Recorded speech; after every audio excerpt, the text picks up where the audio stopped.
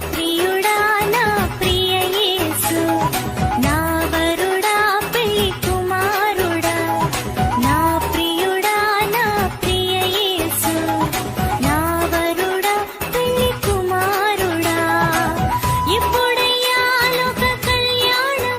మన రక్షకుడును ప్రభు అయినటువంటి యేసుక్రీస్తు నామమున ఈ యొక్క కార్యక్రమాలు చూస్తున్న మీ అందరికీ కూడా నా హృదయపూర్వకమైన వందనాలు తెలియజేస్తూ ఉంటున్నాం.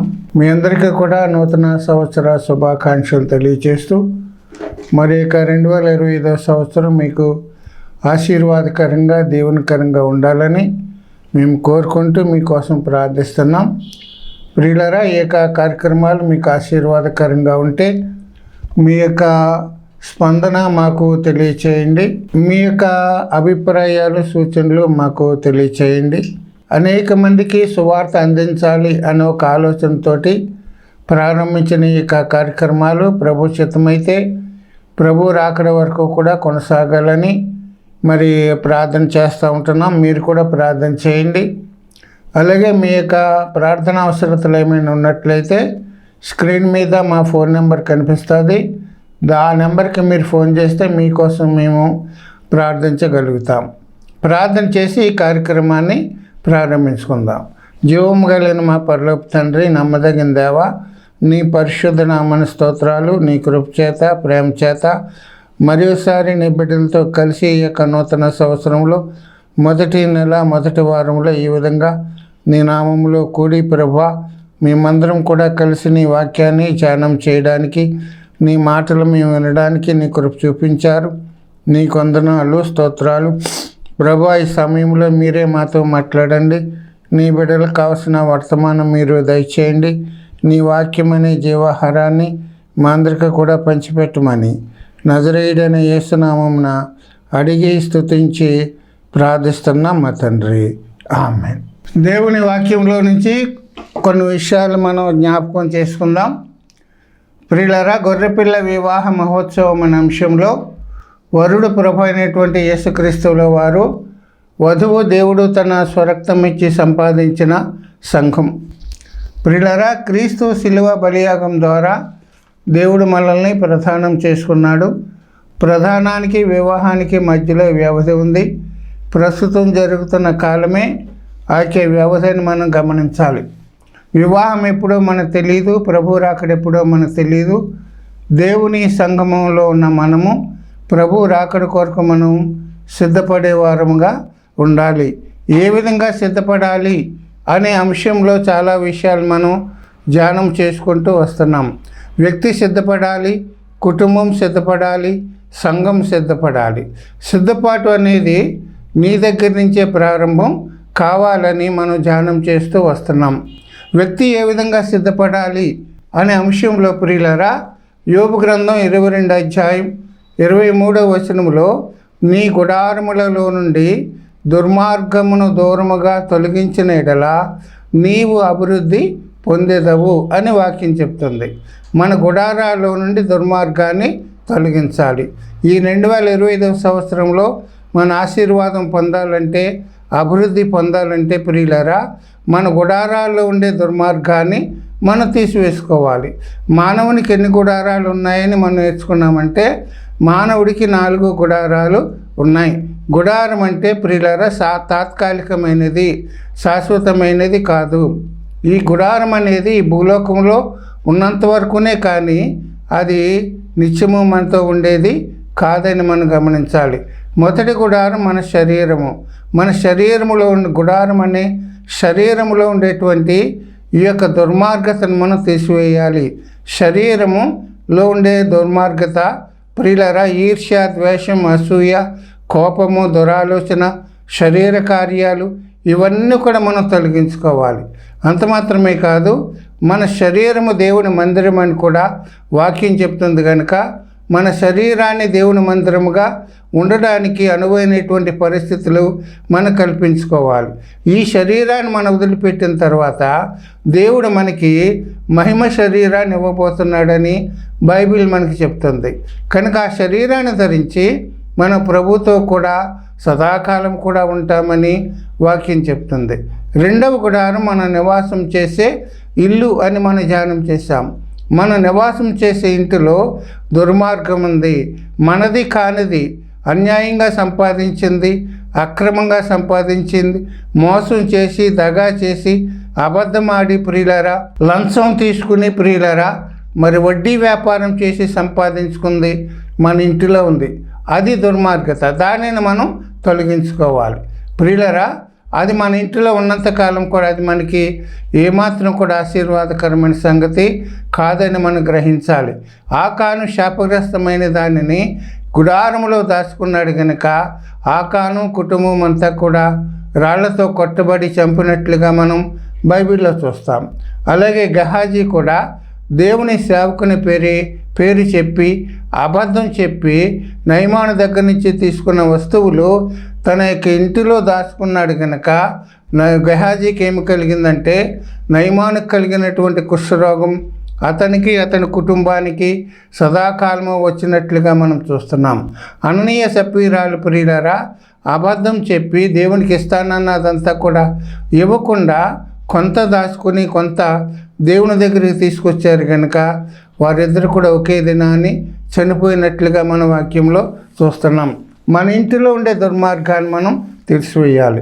దేవుడు మన కోసం పరలోకంలో స్థలం సిద్ధపాటు చేస్తున్నాడు. ఈ గుడారాన్ని వదిలిపెట్టి ప్రియులరా దేవునితో ఉండడానికి దేవుడు గొప్ప కృప చూపిస్తున్నాడు.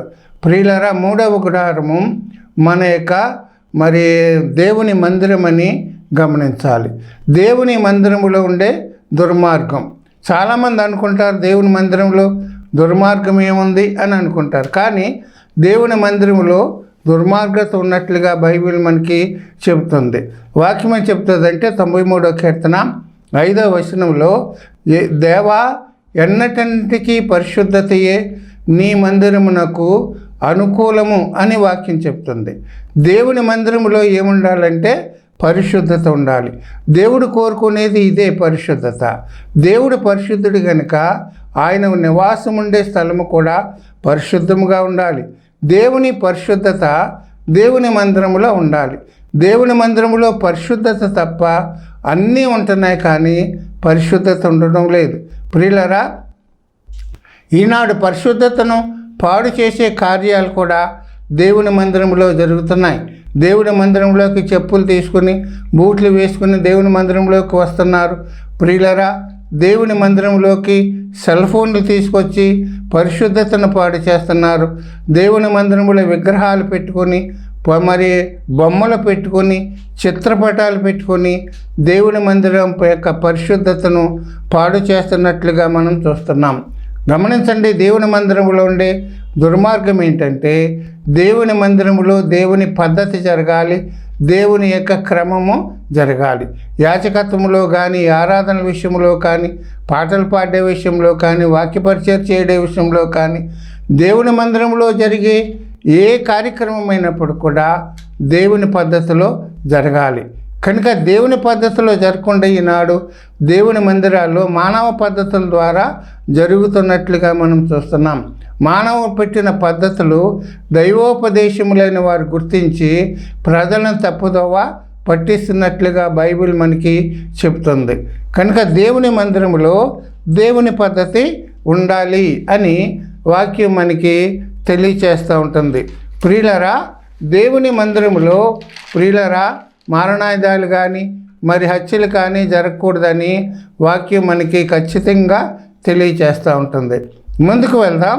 దేవుని మందిరంలో మనం ఎలాగుండాలి అని మనం గమనించినట్లయితే భక్తుడైనటువంటి దావీదు ఏమంటాడంటే, నేనైతే దేవుని మందిరములో పచ్చని ఒలీవ చెట్టు వలె ఉన్నాను అని భక్తుడు చెప్పాడు. దేవుని మందిరములో మనం పచ్చని ఒలీవ చెట్ల వలె ఉండాలి. అది పచ్చని చెట్టు. ఆ చెట్టు ఏం చెట్టు అంటే ఒలీవ చెట్టు. పచ్చని చెట్టు, ఒలీవ చెట్టు. నీవు దేవుని మందిరములో పచ్చని చెట్టు వలె ఉండాలి. ఆ చెట్టు ఏమై ఉండాలంటే ఒలీవ చెట్టు అయి ఉండాలి. కనుక ప్రియులారా, ఒక చెట్టు పచ్చగా ఎప్పుడు ఉంటుందో మనం ధ్యానం చేసుకుంటూ వచ్చాం. దేవుని సంఘములో ఉన్న నీవు ఒక చెట్టు వలె జీవిస్తున్నావు. నీవు పచ్చగా ఉండాలంటే నువ్వు ఏ సంఘం, ఏ బోధ ద్వారా నీవు రక్షించబడ్డావో ఆ సంఘములో నీవు కొనసాగుతూ ఉండాలి. అంతేకాని నీకు అననుకూలమైన బోధ, నిన్ను ఇబ్బంది పెట్టే మాటలు సంఘములో మాట్లాడినప్పుడు ఆ సంఘాన్ని వదిలిపెట్టి వేరే సంఘానికి వెళ్ళిపోయిన పరిస్థితులు నీ జీవితంలో ఉండకూడదు. ఒక మొక్క ఎక్కడైతే నాటామో అది ఎప్పటికీ కూడా అక్కడే ఉంటుంది. అక్కడ లేకపోతే ఆ మొక్క ఎప్పుడు కూడా పచ్చగా ఉండదు, నాటిన చోటే స్థిరంగా ఉంటుంది. అలాగే నీవు కూడా దేవుని సంఘములో భక్తిలో, విశ్వాసంలో, ప్రేమలో, ప్రియులరా అన్నిటిలో కూడా నువ్వు స్థిరంగా ఉండాలి అని వాక్యం మనకి తెలియచేస్తూ ఉంటుంది. రెండవది ఏంటంటే ప్రియులరా, ఒక చెట్టు ఎప్పుడు పచ్చగా ఉంటుందంటే దేవుని వాక్యం ధ్యానం చేయడం ద్వారా పచ్చగా ఉంటుంది.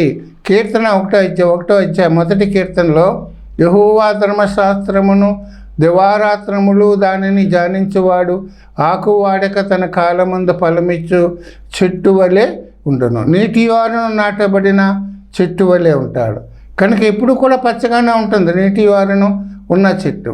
నీవు నేను దేవుని వాక్యాన్ని ప్రియులరా ప్రతిదినం కూడా ధ్యానం చేస్తూ ఉండాలని వాక్యం మనకి తెలియచేస్తూ ఉంటుంది. ఈ విధంగా మన జీవితంలో ఎప్పుడు కూడా పచ్చదనం కలిగి ఉండాలి.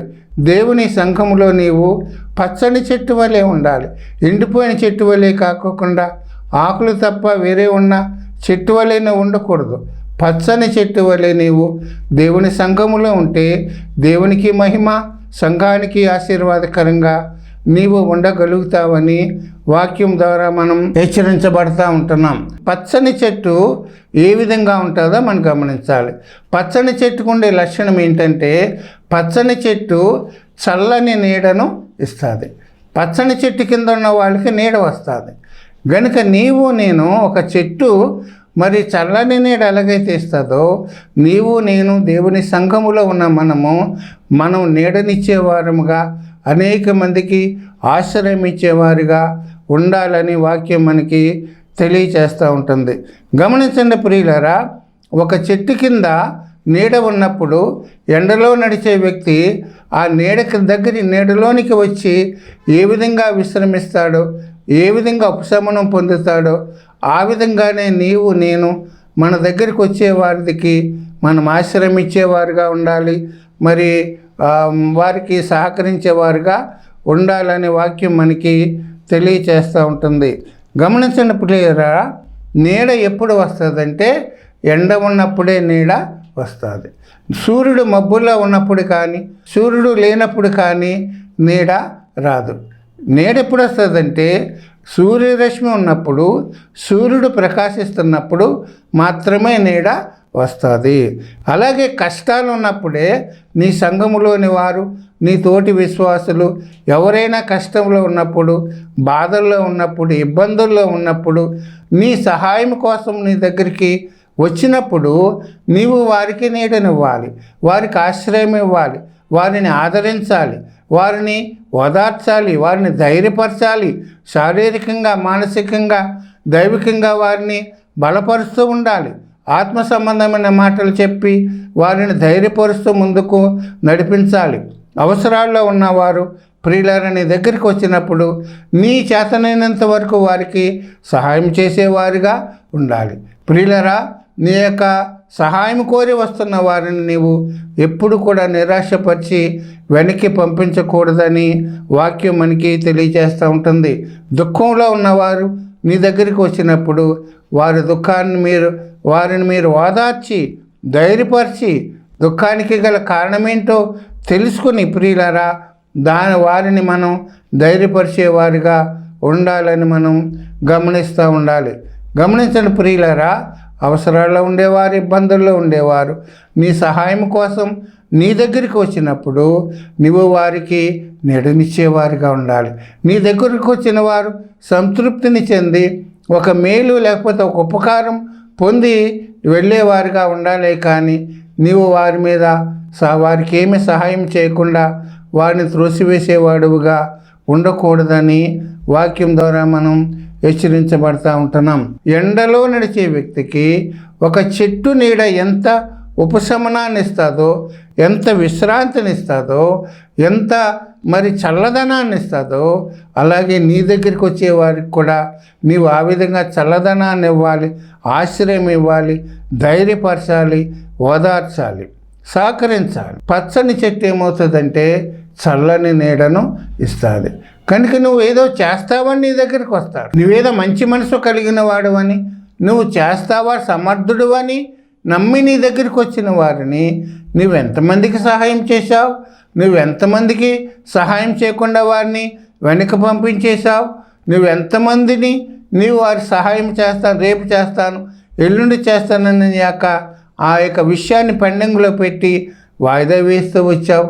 దేవుని బిడ్డలుగా ప్రియులారా, మన దగ్గరికి వచ్చేవారిని మన చేతనైనంత వరకు కూడా మన శక్తి మేర మన పరిధిలో వారికి సహాయం చేసేగలిగేవారుగా ఉండాలని మనం గమనించాలి. కనుక ప్రియులారా, నీవు సంఘములో పచ్చని చెట్టు వలె ఉండాలి. యోబు కూడా ఒక పచ్చని చెట్టు వలె జీవించాడు.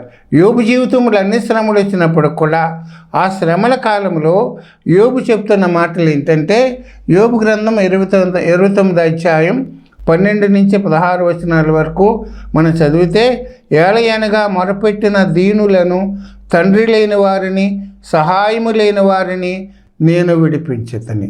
తండ్రి లేని వారిని ఆదరించాడు, మరి దీనులను ఆదరించాడు, వారికి సహాయం చేశాడు, వారికి కావలసినటువంటి అవసరాలను తీర్చానని యోబు సాక్ష్యం చెప్తున్నాడు.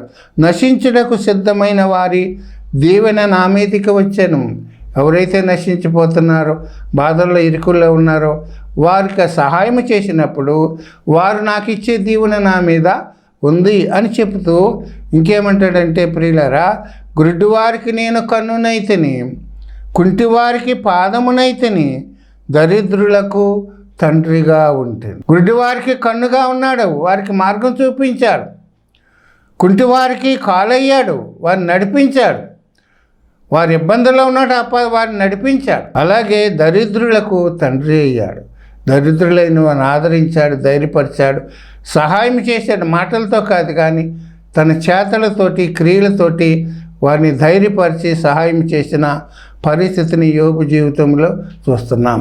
యోబు ధనవంతుడైనప్పుడు కూడా స్వార్థంతో బ్రతకలేదు.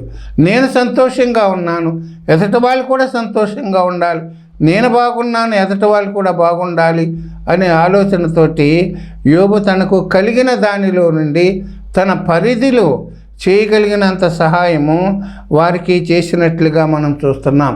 నీవు నేను యోబు వలె జీవించాలి. పచ్చని చెట్టు వలె ఇతరులకు సహకారులుగా మనం జీవించాలని వాక్యం మనకి తెలియచేస్తూ ఉంటుంది. గమనించండి, ఈ మాటలు వింటున్నా నీవు నీ సంఘములో పచ్చని చెట్టు వలె జీవిస్తున్నావా?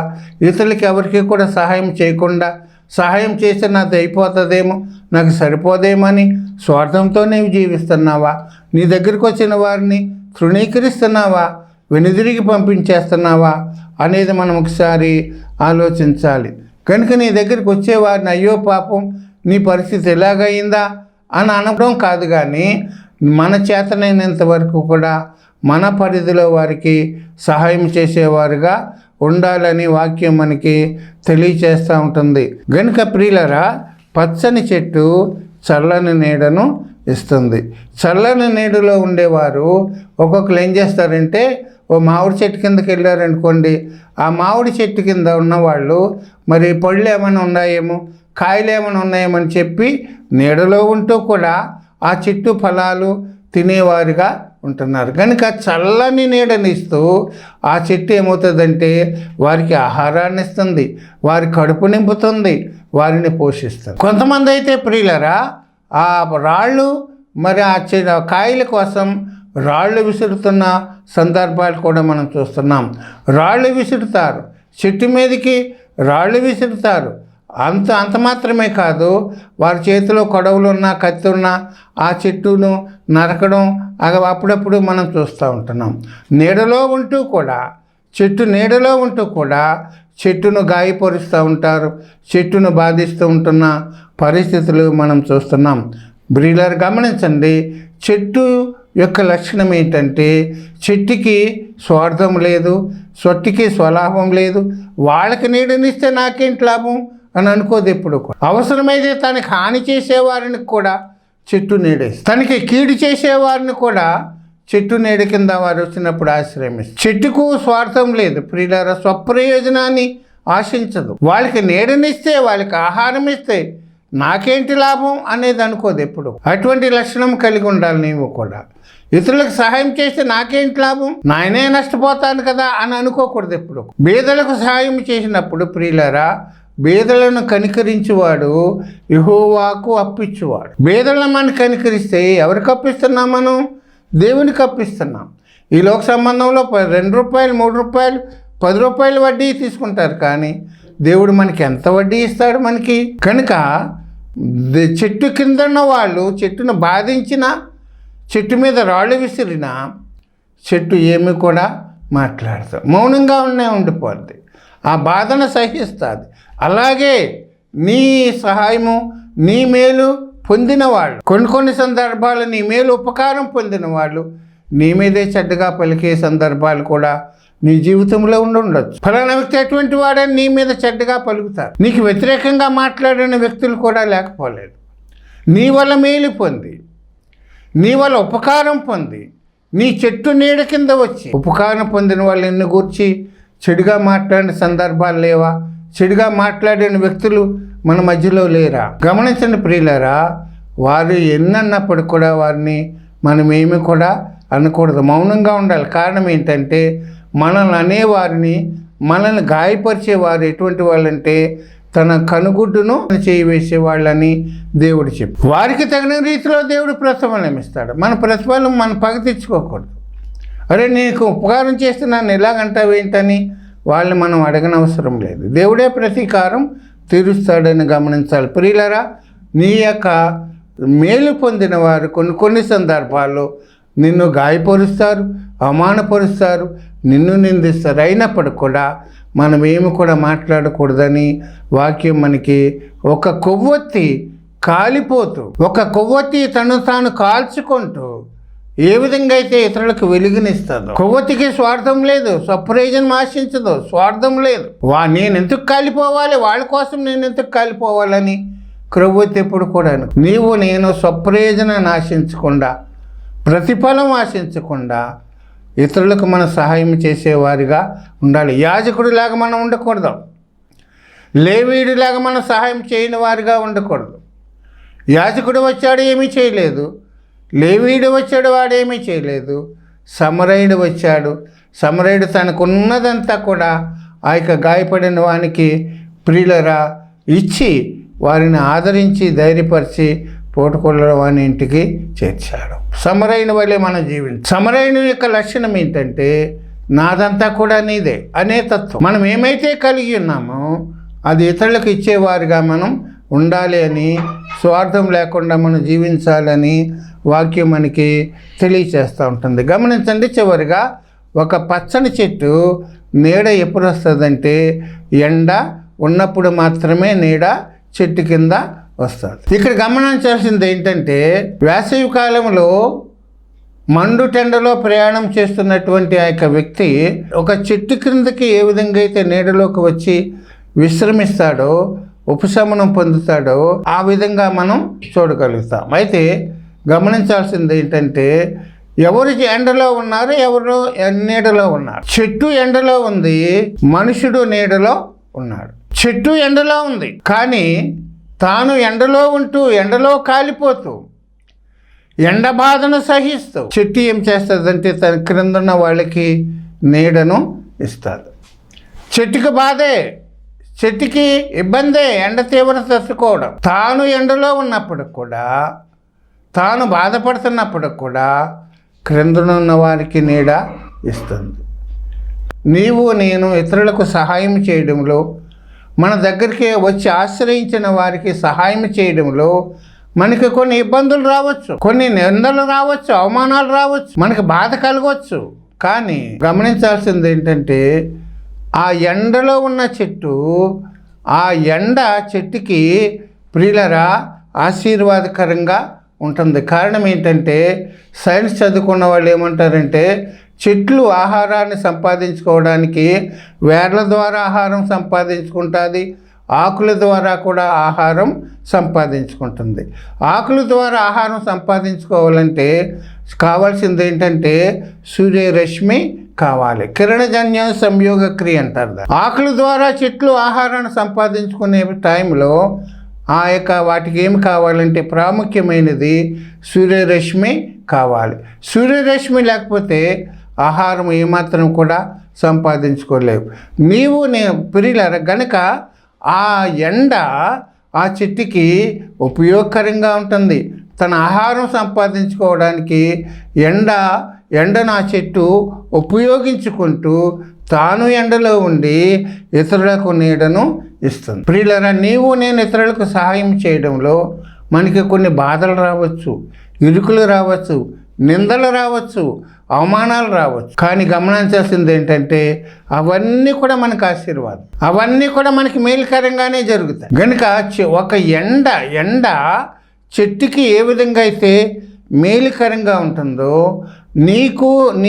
నేను ఇతరులకు సహాయం చేయడంలో కలిగే శ్రమలు, ఇబ్బందులు, ఇరుకులు అవన్నీ కూడా మనకు ఆశీర్వాదకరంగా దేవుడు చేస్తాడు. తాత్కాలికంగా మన మనసు ఇబ్బంది పడొచ్చేమో, కానీ ఆ నిందలు, అవమానాలు, బాధలు, కష్టాలు అవి మన ఆత్మీయ జీవితానికి ఆశీర్వాదకరంగా ఉంటాయి. పచ్చని చెట్టు ఏమవుతుందంటే చల్లని నీడను ఇస్తున్నట్లుగా మనం చూస్తూ ఉంటున్నాం.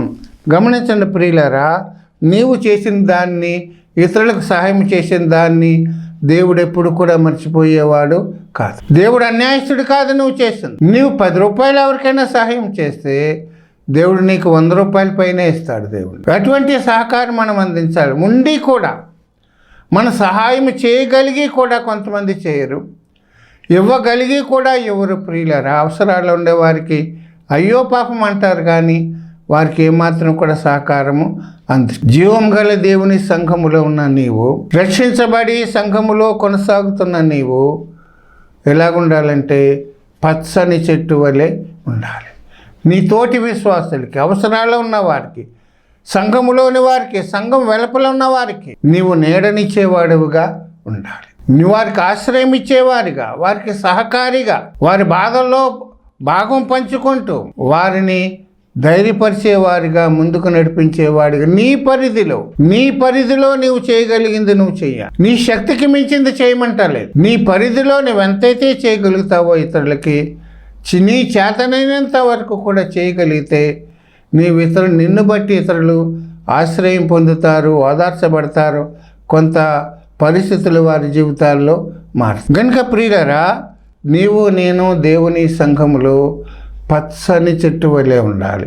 ఆ చెట్టు ఏంటంటే ఒలీవ చెట్టు అయి ఉండాలి. కనుక నీవు సంఘములో పచ్చని చెట్టు వలె జీవించి ఇతరులకు నీడొచ్చేవాడిగా ఉండాలని గమనిస్తూ, ప్రియులారా, ప్రభు చిత్తమైతే మరలా కొన్ని విషయాలు మనం వచ్చే ఎపిసోడ్లో మనం జ్ఞాపకం చేసుకుందాం.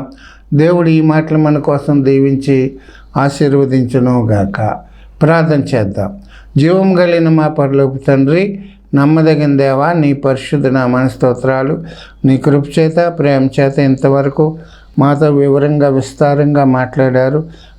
జీవము గల దేవుని సంఘంలో మేము పచ్చని చెట్టు వలె ఉండి ఇతరులకు నీడనిచ్చేవారిగా, ఆశ్రయం ఇచ్చేవారిగా ఉండాలని వాక్యం ద్వారా మాతో మాట్లాడారు. ఇంతవరకు మేము పొరుగువారిని ప్రేమించకుండా స్వార్థంతో జీవించామేమో, ఇతరులకు సహాయం చేయకుండా మా మట్టుకు మేము జీవించామేమో, ఆ విధంగా కాకుండా ఇతరులకు నీడనిచ్చేవారిగా, ఆశ్రయం ఇచ్చేవారిగా, ఓదార్చేవారిగా, ధైర్యపరిచేవారిగా మేము ఉండడానికే సహాయం చేయండి.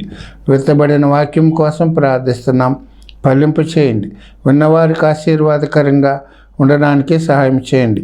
ఈ ప్రోగ్రాం చూస్తున్న ప్రతి ఒక్కరిని మీరు దీవించండి. వారికి ఉన్న అవసరాలు తీర్చండి. వారికి ఉన్న ప్రతికూల పరిస్థితులు మీరు అనుకూలపరచండి. వారు వ్యాధులను మీరు విడుదల దయచేయండి. సమస్యల నుంచి విడుదల దయచేయండి. నీ కృపలో జ్ఞాపకం చేసుకోండి. ఈ యొక్క నూతన సంవత్సరం అంతా కూడా నీ దయా కిరీటాన్ని మా మీద ఉంచి ఇరుకు, ఇబ్బంది, హాని, ఆపద, శోధన, అపాయముకు రాకుండా నీ కాపుదల, నీ భద్రత దయచేయండి. మరి ముఖ్యంగా నీ కొరకు మేము సాక్షులుగా జీవించడానికి, నీకు మహిమకరంగా జీవించడానికి సహాయం చేయమని, మరి నీ చిత్తమైతే మరోసారి మేమందరూ కూడా కలుసుకోవడానికి నీ కృప దయచేయమని యేసునామమును అడిగి స్తుతించి ప్రార్థిస్తున్నాం మా తండ్రి. ఆమేన్. మీ అందరికీ నా హృదయపూర్వకమైన వందనాలు.